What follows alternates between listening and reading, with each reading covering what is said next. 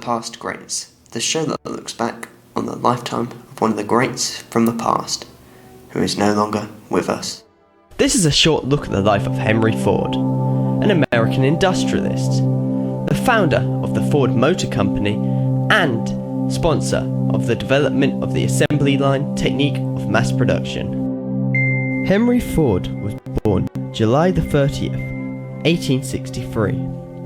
He was the first of William and Mary Ford's 6 children. He grew up on a prosperous family farm. Henry's childhood was typical of the rural 19th century, spending days in a one-room school and doing farm chores. At a young age, he showed an interest in mechanical things. In 1879, a 16-year-old Henry Ford left home for the nearby city of Detroit to work as an apprentice machinist. Although he did occasionally return to help on the family farm, he remained an apprentice for 3 years and then returned home. During the next few years, Henry divided his time between operating and repairing steam engines, finding occasional work in a factory in Detroit, and overhauling his family farm's way of working, as well as being an occasional farmhand, which Henry did not like.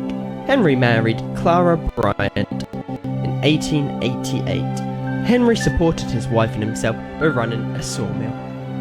In 1891, Ford became engineer with the Edison Illuminating Company. This event signified a decision by Ford to dedicate his life to industrial pursuits. He was promoted to chief engineer in 1893. This gave him enough time and money to devote his attention to his personal experiments on internal combustion engines. These experiments culminated in 1896 with the completion of his own self-propelled vehicle, the quadricycle. The quadricycle had 4-wire wheels that looked like heavy bicycle wheels, was steered with a tiller like a boat, and only had 2 forward speeds, with no reverse. Although Ford was not the first to build a self-propelled vehicle with a gasoline engine, he was, however, one of several automotive pioneers who helped America become a nation of motorists.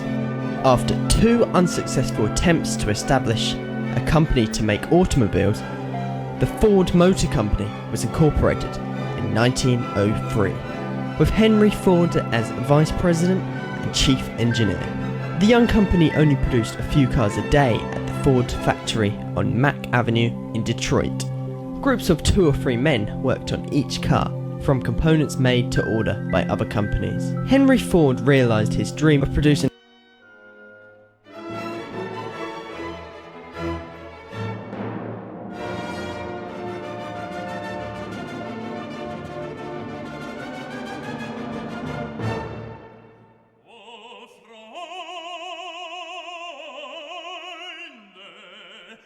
nicht diese